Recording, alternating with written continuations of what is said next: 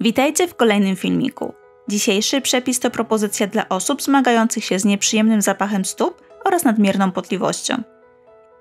Jednak z przepisu skorzystać mogą wszyscy, bo mgiełka, którą wykonamy, odświeża stopy oraz jednocześnie nawilża skórę, zapobiegając jej wysuszeniu. Spray taki warto używać w okresie zimowym, kiedy większość dnia stopy zakryte są obuwiem, ale także latem, gdyż mgiełka ma delikatne właściwości chłodzące.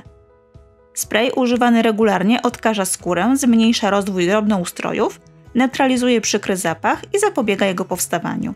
Spray jest niezwykle prosty w wykonaniu, a składniki w większości przypadków mamy już w domu.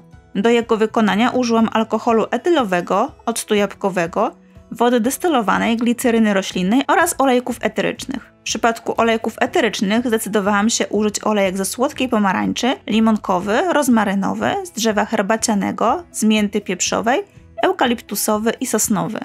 Możecie użyć także cytrynowy, lawendowy, cyprysowy, kamforowy, szałwiowy, tymiankowy czy z trawy cytrynowej.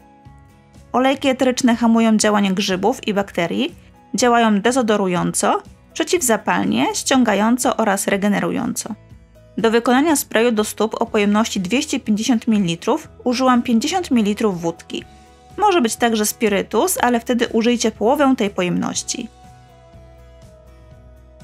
Kolejnym składnikiem jest 50 ml octu jabłkowego.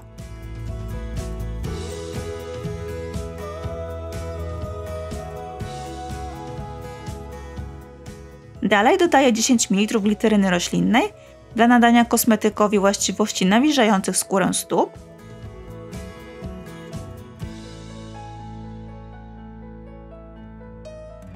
Teraz dodaję olejki eteryczne. Ja użyłam 7 kropli olejku z drzewa herbacianego, 10 kropli olejku miętowego,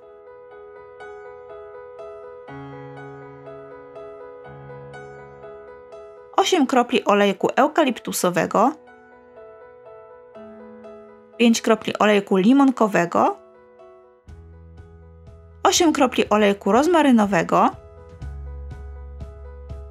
7 kropli olejku sosnowego oraz 5 kropli olejku pomarańczowego. W sumie użyłam 50 kropli olejków eterycznych. Butelkę uzupełniam wodą destylowaną.